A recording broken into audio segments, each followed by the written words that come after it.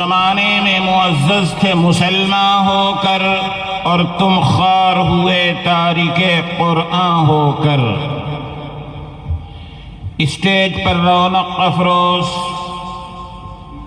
علماء کرام، آج کے طلبہ، کل آئندہ کے ہونہار علماء، بزرگان قوم، نوجوانان ملت اور نزدیک اور دور سے تشریف لے آنے والے مہمانان کرام، حضرات، آپ کے اس عظیم الشان اجلاس کو دیکھ کر، آپ کے مشتاقانہ چہروں کو دیکھ کر، آپ کی بےتابانہ نظروں کو دیکھ کر میرے دل کے جذبات یہ ہیں کہ امیر جمع ہیں احباب، درد دل کہہ لے۔ امیر جمع ہیں احباب، درد دل کہہ لے، پھر التفات دل دوستاں رہے نہ رہے۔ حضرات، خالق کائنات نے یہ زمین بنائی، یہ آسمان بنایا، چاند، سورج، ستاروں کا یہ حسین نظام قائم کیا۔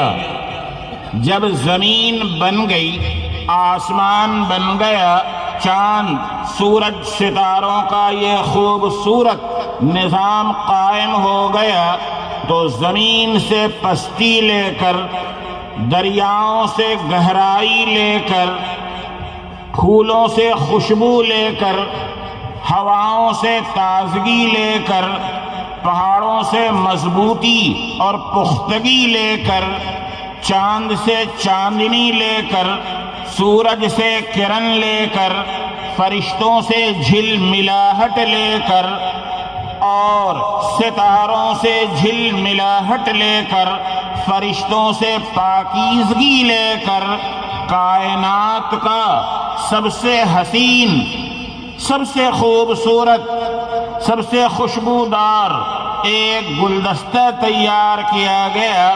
اسی گلدستے کا نام انسان ہے۔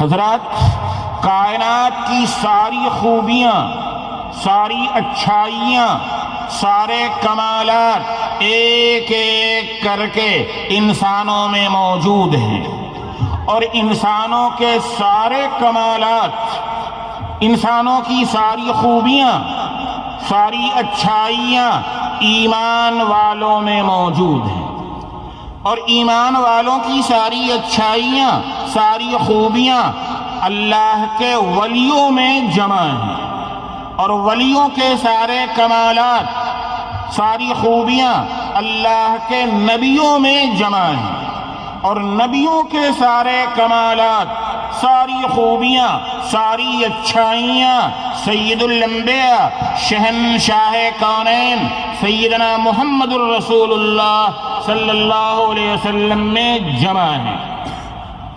دوستو، اگر محمد الرسول اللہ صلی اللہ علیہ وسلم کو نبی بنانا نہ ہوتا تو نہ یہ آسمان ہوتا، نہ زمین ہوتی، نہ چاند ہوتا، نہ سورج ہوتا، نہ ستارے ہوتے، نہ کوئی انسان ہوتا، نہ آدم نبی ہوتے، نہ نوح نبی ہوتے، نہ ابراہیم نبی ہوتے، نہ موسیٰ نبی ہوتے، نہ عیسیٰ نبی ہوتے، لیکن سب کو نبوت ملی ہے سیدنا محمد الرسول اللہ صلی اللہ علیہ وسلم کی نبوت کے واسطے سے۔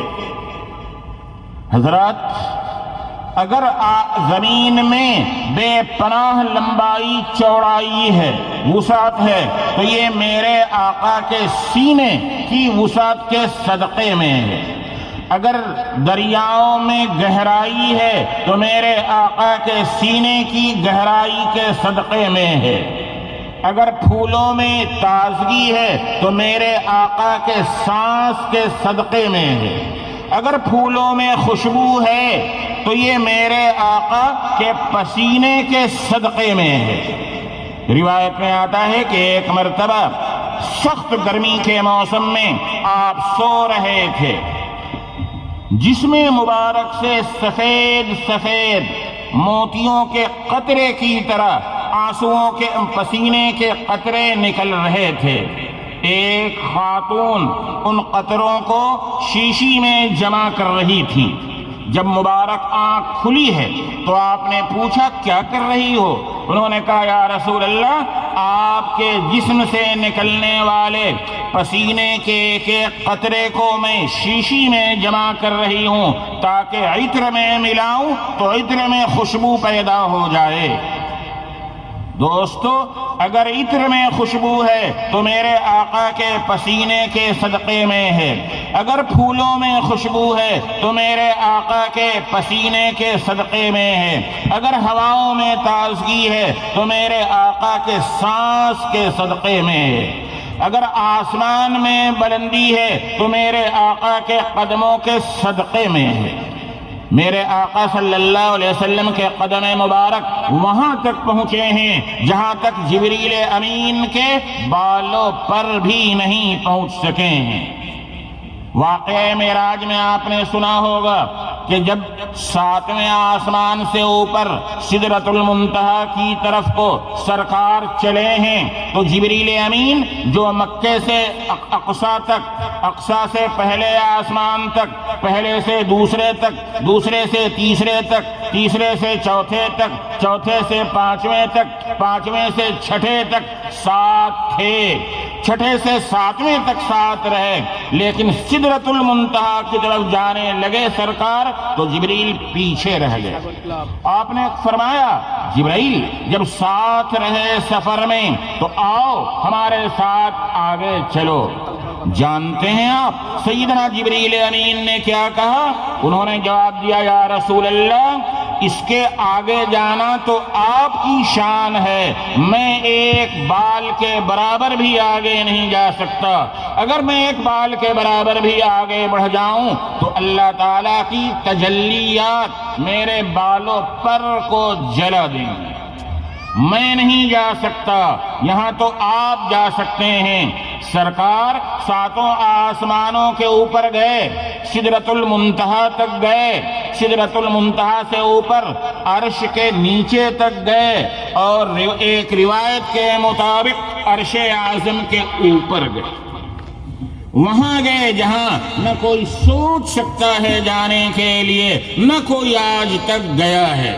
ذرا سوچو، جب موسیٰ علیہ السلام سے اللہ تعالیٰ نے کلام فرمایا، گفتگو فرمائی تو طور پہاڑ پر بلایا، طور پہاڑ زمین پر ہے، مگر جب اپنے محبوب سیدنا محمد الرسول اللہ صلی اللہ علیہ وسلم سے کلام فرمانا ہوا تو جبل طور پر نہیں، پہلے آسمان پر نہیں، دوسرے پر نہیں، تیسرے پر نہیں، کسی آسمان پر نہیں، آسمانوں سے بھی اوپر عرش اعظم پر بلایا اور وہاں اللہ تعالیٰ نے کلام فرمایا۔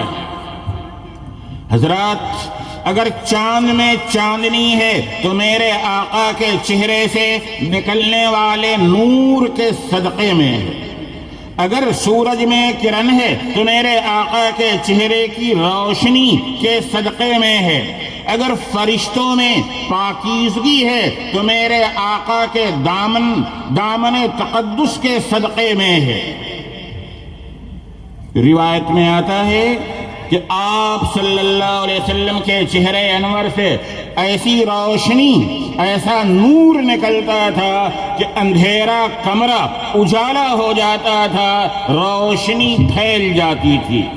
ام المؤمنین حضرت عائشہ صدیقہ رضی اللہ تعالی عنہا ایک مرتبہ پڑوسن کے ہاں سے سوئی مانگ کر لائیں تاکہ آقا صلی اللہ علیہ وسلم کے کپڑے کو سل دیں۔ اتفاق سے وہ سوئی ہاتھ سے چھوٹ کر گر گئی، کمرے میں لائٹنگ نہیں تھی، کمرے میں چراغ بھی نہیں تھا، سوئی کہاں ملتی؟ سوچ رہی تھی کہ سوئی کیسے ملے گی، اتنے میں آقا تشریف لائے۔ آقا صلی اللہ علیہ وسلم کے چہرے مبارک سے ایسا نور، ایسی روشنی نکلی کہ سارا کمرہ جگمگ جگمگ روشن ہو گیا۔ اما عائشہ کو سوئی نظر آ گئی، انہوں نے سوئی اٹھائی اور مسکراتے ہوئے اٹھایا۔ یہ مسکرانا اشارہ تھا کہ یا رسول اللہ آپ کے حسن کا جواب نہیں ہے۔ ایک اور صحابی کی روایت آئی، فرماتے ہیں کہ ایک مرتبہ سرکار 14ویں رات کی چاندنی میں سرخ دھاری دار جبہ پہنے ہوئے بیٹھے تھے۔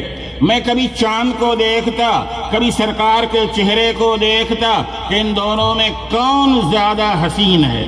چاند کو دیکھتا تو اس کی چاندنی دنیا کو روشن کر رہی تھی، اور جب سرکار کے چہرے کو دیکھتا، مدینے کے شہنشاہ کے چہرے کو دیکھتا تو اس کی روشنی ہی کچھ اور تھی۔ دیکھتا رہا، بار بار دیکھتا رہا۔ پھر میری نظروں نے فیصلہ کیا کہ چاند میں بظاہر چاندنی ہے، روشنی ہے، مگر اس میں داغ ہے، دھبا ہے۔ آپ بھی دیکھ سکتے ہیں آج بھی چاند میں داغ اور دھبا ہے، مگر میرے آقا صلی اللہ علیہ وسلم کے چہرے پر کوئی داغ نہیں، کوئی دھبا نہیں، بے داغ چہرہ، بالکل ڈھلا ڈھلایا چہرہ تھا۔ چاند سے زیادہ حسین آقا صلی اللہ علیہ وسلم تھے۔ حضرت عائشہ صدیقہ رضی اللہ تعالیٰ عنہ فرماتی ہیں کہ مصر کی عورتوں نے حضرت یوسف کو دیکھا تو پھل کے بجائے اپنی اپنی انگلیاں تراش لیں، کاٹ لیں۔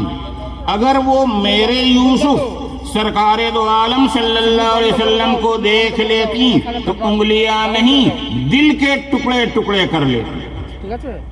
حضور اکرم صلی اللہ علیہ وسلم کا یہ کمال صرف اس دنیاوی زندگی تک نہیں رہا، بلکہ جب آپ پردہ فرما کر قبر اطہر میں چلے گئے ہیں تو آج بھی زندہ ہیں، بالکل اسی طریقے سے زندہ ہیں جس طریقے سے 1400 سال پہلے مدینے کی سرزمین پر آپ زندہ تھے۔ حضرات، سارا کمال آج بھی موجود ہے۔ اب ایک بات یاد رکھیے کہ حضور اکرم صلی اللہ علیہ وسلم کا چہرہ چاند سے زیادہ حسین۔ سچ کہا ہے کہنے والے نے کہ رخ مصطفیٰ ہے وہ آئینہ، کہ اب ایسا دوسرا آئینہ۔ رخ مصطفیٰ ہے وہ آئینہ، کہ اب ایسا دوسرا آئینہ نہ ہماری بزم خیال میں، نہ دکان آئینہ ساز میں۔ اللہ تعالیٰ اب کسی کا چہرہ حضور اکرم صلی اللہ علیہ وسلم جیسا نہیں بنائیں گے۔ جب قبر اطہر میں آپ چلے گئے تو یاد رکھیے آپ کے جسم مبارک سے قبر اطہر کی جو مٹی مل رہی ہے، ٹچ کر رہی ہے، وہ عرش اعظم سے بھی زیادہ نازک اور زیادہ پاکیزہ ہے۔ حقیقت کو سمجھیے، میں کیا عرض کر رہا ہوں؟ جسم مبارک جس مٹی سے مل رہا ہے وہ مٹی عرش اعظم سے بھی زیادہ نازک ہے، زیادہ پیاری ہے، زیادہ عظیم الشان ہے۔ کیوں؟ عرش پر اللہ تعالیٰ کی تجلیات ہیں، مگر اللہ کا جسم نہیں۔ اللہ تو نور ہے، نور کا کوئی جسم نہیں ہوتا، نور کی کوئی باڈی نہیں ہوتی، صرف اللہ تعالیٰ کی تجلیات، اللہ کے انوار وہاں ہیں۔ اور عرش سے زیادہ نازک حضور اکرم صلی اللہ علیہ وسلم کا جسم مبارک ہے، تو یہ جسم جس مٹی سے مل رہا ہے وہ مٹی بھی عرش سے زیادہ نازک ہے۔ کتنی اچھی بات ایک شاعر نے کہی ہے، عرش پر گر فرش بھاری ہے تو ہے اس خاک سے۔ بہت آسان شعر ہے، انشاءاللہ سمجھ میں آئے گا۔ عرش پر گر فرش بھاری ہے تو ہے اس خاک سے، جس میں محو خواب ہے کون و مکان کا تاجدار۔ دوستو، مگر سوچو کہ رسول اللہ صلی اللہ علیہ وسلم کے یہ کمالات، یہ خوبیاں، یہ اچھائیاں کیسے آ گئیں؟ یہ آئی ہیں نبوت اور رسالت کی وجہ سے۔ نبوت و رسالت آپ کو ملی ہے وحی کے ذریعے سے، اور وحی مقدس کا عظیم ذخیرہ وحی مقدس کا پورا ذخیرہ قرآن کی شکل میں ہے، تو رسول اللہ صلی اللہ علیہ وسلم کے یہ سارے کمالات اس قرآن مقدس کی وجہ سے ہیں۔ آج آپ نے دیکھا کہ ان بچوں کے سروں پر پگڑیاں باندھی گئی ہیں، دستار باندھے گئے ہیں، یہ منظر قابل دید ہے۔ دیکھیے آج تو کپڑے کے پگڑیاں باندھی گئی ہیں، کل انہی بچوں کے ماں باپ کے سروں پر قیامت کے میدان میں سنہرے گولڈن تاج پہنائے جائیں گے جو سورج سے زیادہ روشن ہوں گے۔ حشر کے میدان میں جب نفسی نفسی کا عالم ہوگا تو لوگ پوچھیں گے خدایا یہ کون بندے ہیں جنہیں آج گولڈن سنہرا تاج پہنایا گیا ہے؟ اللہ تعالیٰ کی طرف سے عرض کیا فرمایا جائے گا سنو ان کا اپنا کوئی عمل نہیں تھا، ہاں انہوں نے اپنے ننھے منھے لاڈلے کو میرا کلام حفظ کرا دیا تھا، یاد کرا دیا تھا، اس کی وجہ سے ان کے ماں باپ کو گولڈن سنہرا تاج پہنایا گیا جس کی روشنی سورج سے بھی زیادہ روشن ہوگی۔ سورج سے زیادہ روشن کون سورج؟ وہ نہیں جو آسمانوں پر ہے، جو کروڑوں میل کے فاصلے پر ہے، بلکہ وہ سورج جو تمہارے گھر میں آ جائے تو اس کی روشنی کتنی تیز ہوگی، اس سے زیادہ روشن ان کا تاج ہوگا۔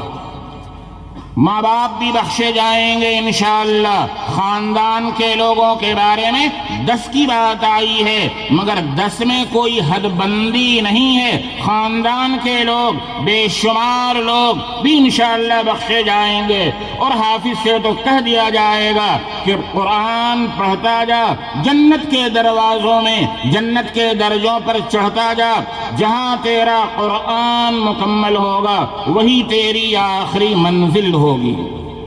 جانتے ہیں آپ یہ قرآن آج کتابی شکل میں ہمارے آپ کے پاس اتنا بڑا موجود ہے، مگر اس کی حقیقت کیا ہے؟ ذرا 2 منٹ کے لیے آپ اس مسئلے کو سمجھیے، اس کی حقیقت کیا ہے؟ قرآن میں جتنے علوم ہیں اس موضوع پر آج سے 700-750 سال کے قریب بڑے مفسر مصر کے گزرے ہیں، جلال الدین سیوطی رحمت اللہ علیہ، جن کی جلالین شریف پڑھائی جاتی ہے۔ ان کی ایک اور کتاب ہے بہت شاندار، الاتقان فی علوم القرآن، علوم قرآن کے موضوع پر کہ قرآن میں کتنے علوم ہیں۔ سیوطی رحمت اللہ علیہ نے الاتقان کتاب لکھی ہے۔ الاتقان میں وہ فرماتے ہیں، علماء سنیں، جمیع القرآن فی اللوح المحفوظ کل حرف منہ بمنزلت جبل قاف وتحت کل آیہ تفسیرها لا يعلمه الا اللہ۔ سیوطی فرماتے ہیں کہ اصل پورا قرآن لوح محفوظ میں موجود ہے، لوح محفوظ میں موجود ہے۔ قرآن جو لوح محفوظ میں ہے اس کا ایک ایک حرف، جیسے الحمد، الف ایک حرف، لام ایک حرف، ہا ایک حرف، ایک ایک حرف کوہ قاف کے برابر ہے۔ بس اسی کو سمجھ جائیے، کوہ کے معنی پہاڑ، یہ دھرتی، یہ زمین، یہ سمندر، یہ دریا جہاں جا کر ختم ہو گئے ہیں، اس کے بعد نہ زمین ہے نہ سمندر ہے بلکہ فضا ہے، خالی ہوا ہے، وہاں ایک پہاڑی سلسلہ ہے جو پوری روئے زمین کو گھیرے ہوئے ہے۔ اسی پہاڑی سلسلے کا نام کوہ قاف۔ پوری روئے زمین کو، زمین کروی ہے، گول ہے، تو پوری روئے زمین کو، سمندر کو، دریا کو، جنگلوں کو، آبادیوں کو، ملکوں کو، شہروں کو، سب کو گھیرے ہوئے ہے جو پہاڑ، وہ ہے کوہ قاف۔ قرآن کا ایک ایک حرف اس کوہ قاف کے برابر ہے۔ تو سارے قرآن میں جتنے حروف آئے ہیں، اب آپ سوچئے کہ کتنے کوہ قاف کے برابر حروف ہوں گے دوستو؟ اور ہر آیت کے تحت تفسیر لکھی ہوئی ہے، اس تفسیر کو صرف اللہ جانتے ہیں، کوئی اور نہیں جانتا۔ تو قرآن دیکھنے میں بظاہر ہمارے سامنے اس کتاب کی شکل میں موجود ہے، مگر قرآن کی حقیقت جو لوح محفوظ میں ہے، اس کا ایک ایک حرف کتنا بڑا ہے ابھی آپ نے سن لیا۔ وہ سارا قرآن ان بچوں کے چھوٹے چھوٹے معصوم سینوں میں آ گیا ہے۔ کتنے خوش نصیب ہیں یہ بچے، اور کتنے خوش نصیب ہیں ان کے ماں باپ، اور کتنے خوش نصیب ہیں مدرسے کے اساتذہ جو ان کو پڑھا رہے ہیں۔ حضرات، میں اس موضوع پر جاؤں وقت کافی ہو جائے گا، میرا اب تھوڑا ہی وقت بچا ہوا ہے۔ میں تو یہ کہوں گا کہ آپ کا یہاں آنا مبارک، یہاں بیٹھنا مبارک، یہاں سننا مبارک، مگر چند پیغام لے کر جائیے تو سراپا برکتوں میں رہیں گے۔ بتائیے، مرنے پر سب کو یقین ہے کہ نہیں؟ سب کو مرنا ہے، جو آیا ہے اس کو جانا ہے، اور اپنے بارے میں آخرت کے حوالے سے کسی کو یقین نہیں ہے کہ وہاں ہوگا کیا ہمارے ساتھ۔ بڑے سے بڑا عالم، بڑے سے بڑا پیر، بڑے سے بڑا خواجہ، بڑے سے بڑا ولی، کوئی بھی اپنے بارے میں گارنٹی نہیں دے سکتا کہ وہ بخشا بخشایا ہے۔ اگر وہ کوئی کہتا ہے، سمجھیے رسول اللہ کی سنت سے ہٹا ہوا ہے۔ ہاں، ایک نسخہ ہے۔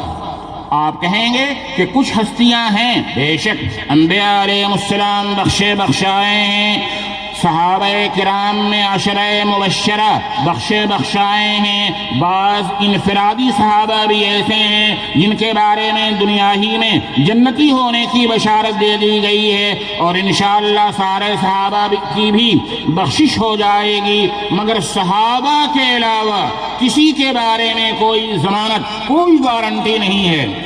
اگر آپ اپنے لیے، گھر والوں کے لیے جنت کا ٹکٹ کنفرم کرانا چاہتے ہیں تو بہت آسان نسخہ ہے، ایک بچے کو حافظ بنا دیجیے۔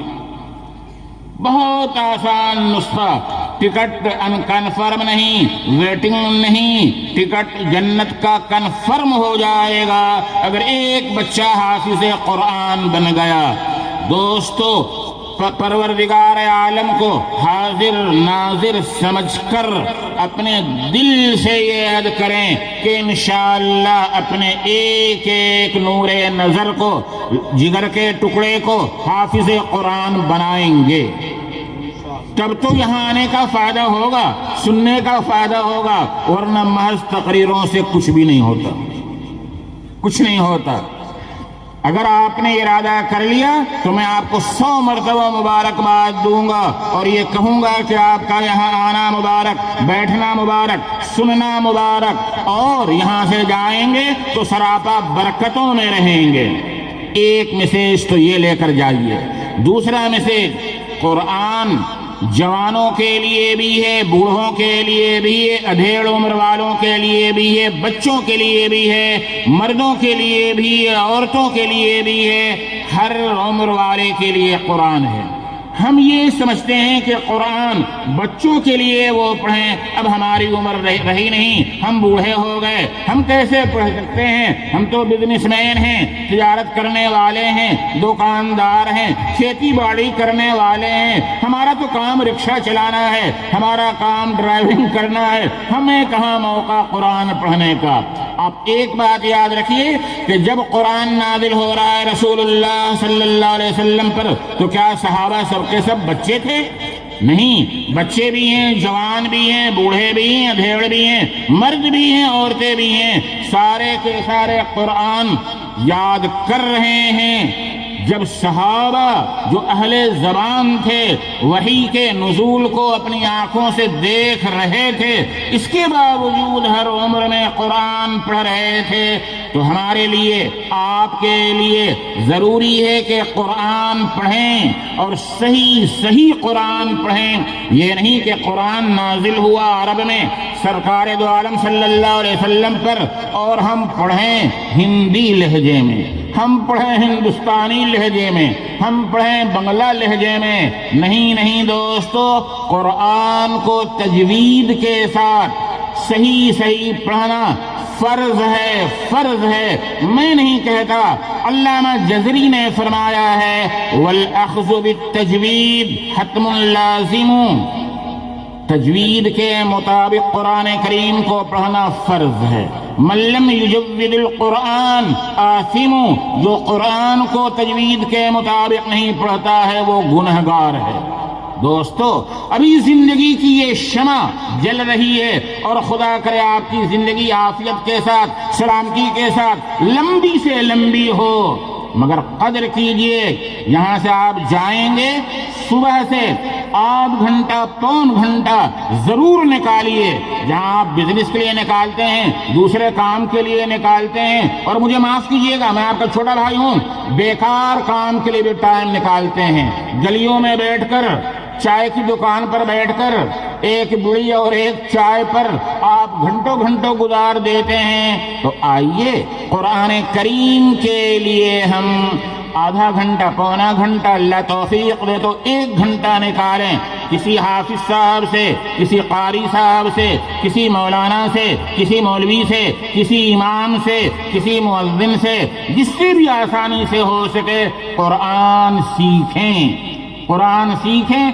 صرف بیٹے کو حفظ کرانا کافی نہیں ہے، خود بھی سیکھنا ضروری ہے، یاد رکھیے۔ میں روایت کے اختصار پیش کروں۔ ایک شخص مر گیا، عذاب قبر ہونے لگا، اس کے اعمال اچھے نہیں تھے۔ 2 سال 3 سال کے بعد اچانک عذاب کو روک دیا گیا، جنت کی کھڑکی کھولی گئی اور ٹھنڈی ہوائیں آنے لگیں، نعمتیں آنے لگیں۔ اس نے کہا خداوندہ، میرے عمل تو اچھے نہیں تھے، میں تو گنہگار تھا، جو سزائیں ہو رہی تھیں جہنم کی، جس آگ میں جھلسایا جا رہا تھا، میں تو اسی کے لائق تھا، پھر ان سزاؤں کو کیوں روک دیا گیا اور آج یہ نعمتیں کہاں سے آ گئی؟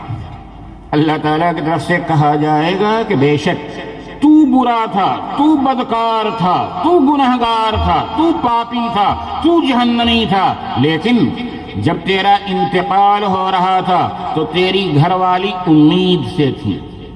وقت آیا تیرے گھر میں تیرا نور نظر جگر کا ٹکڑا پیدا ہوا، پھر تیری بیوی نے 2-3 سال کے بعد اسے مکتب میں بٹھایا، بچہ، پیارا بچہ اپنی معصوم اور پاکیزہ زبان سے، توتلی زبان سے حافظ صاحب کے سامنے پڑھنے لگا۔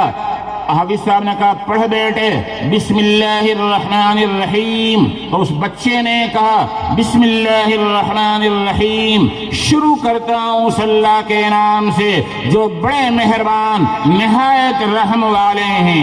اللہ نے فرمایا دیکھ تیرا چھوٹا بچہ، معصوم بچہ اپنی پیاری پاکیزہ صاف زبان سے مجھے کہہ رہا ہے رحمان بے حد مہربان، رحیم بے انتہا مہربان۔ میری غیرت کو جوش آیا کہ جس کا بچہ مجھے رحمان کہے، مجھے رحیم کہے، ہر ایک پر رحم کرنے والا کہے، میں اس کے باپ کو قبر میں عذاب دوں، یہ نہیں ہو سکتا ہے۔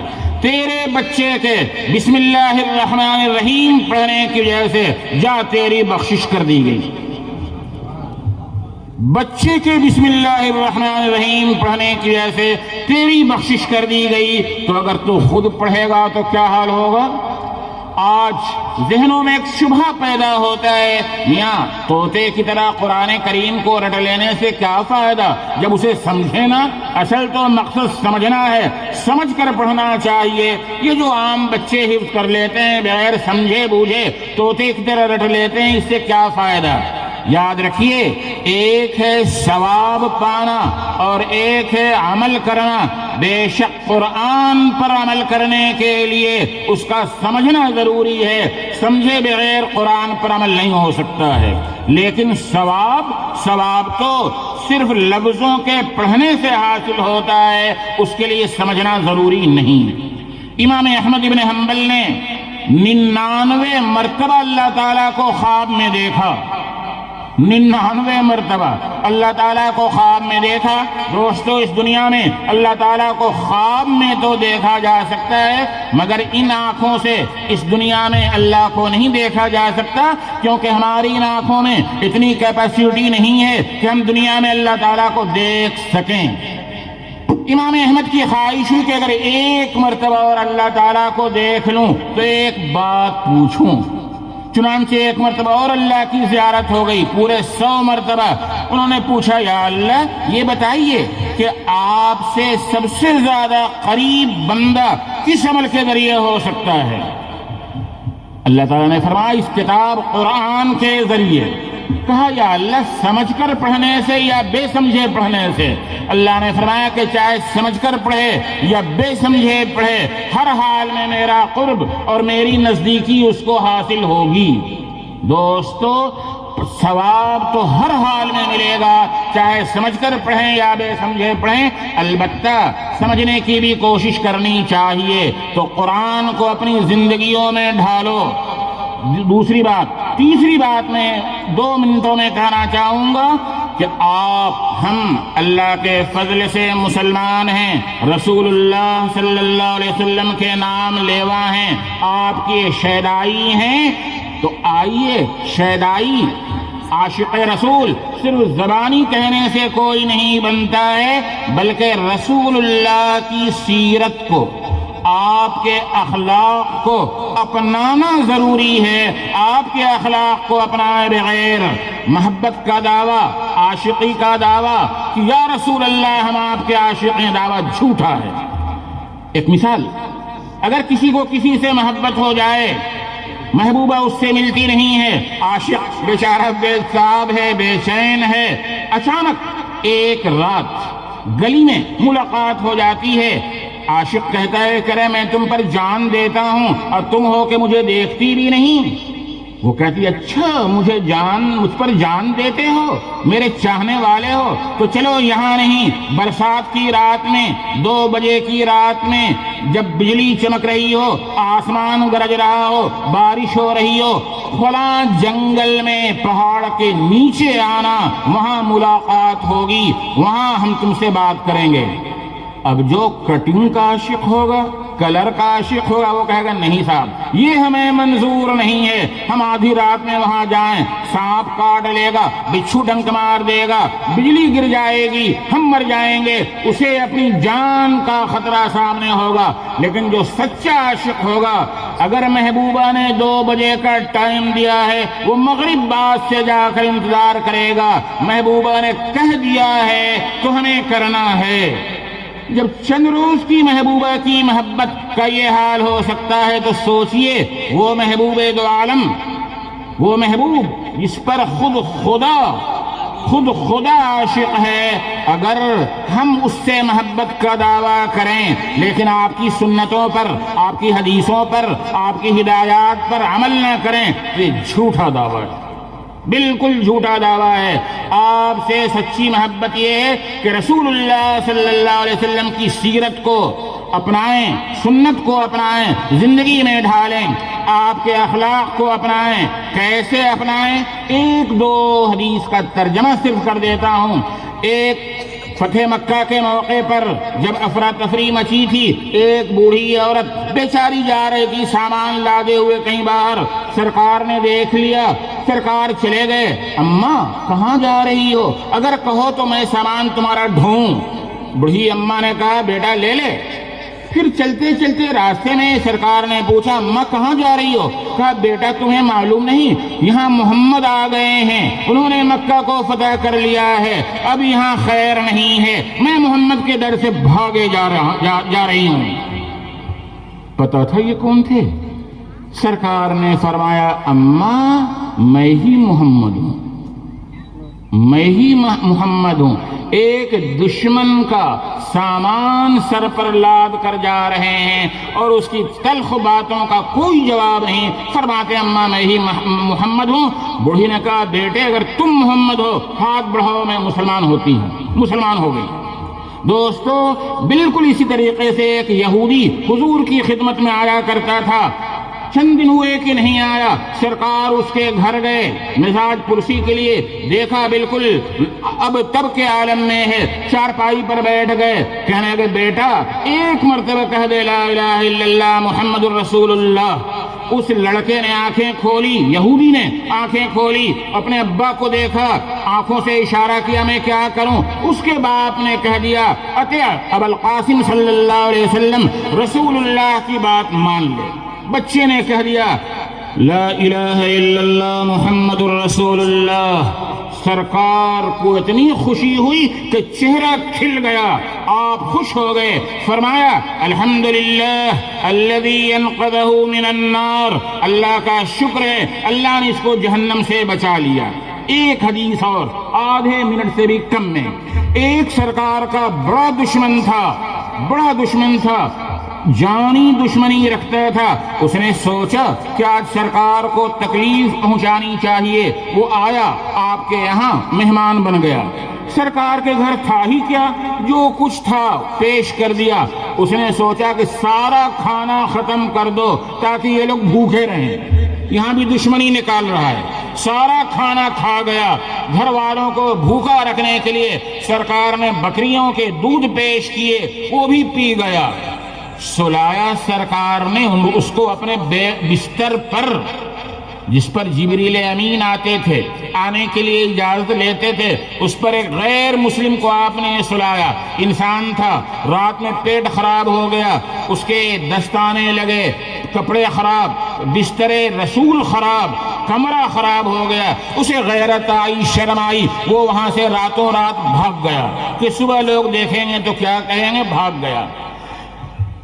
جب صبح ہوئی تو اسے یاد آیا کہ میری تلوار اسی کمرے میں چھوٹ گئی ہے، تلوار لینے واپس آیا، ادھر اس نے دیکھا کہ سرور عالم صلی اللہ علیہ وسلم اپنے اس پاکیزہ ہاتھ سے، جس سے جبریل امین بھی مصافحہ کرنے پر فخر محسوس کرتے تھے، اس پاکیزہ پھول سے زیادہ نازک، عطر سے زیادہ خوشبودار ہاتھ سے اس دشمن کی گندگی کو، اس کی لیٹرنگ کو صاف کر رہے ہیں۔ صحابہ نے کہا یا رسول اللہ خدمت کے لیے ہم حاضر ہیں، ہم صاف کر دیتے ہیں۔ آپ نے کہا نہیں، وہ میرا مہمان تھا، اس بیچارے سے یہ بات ہو گئی، ہماری ذمہ داری ہے کہ ہم صاف کریں۔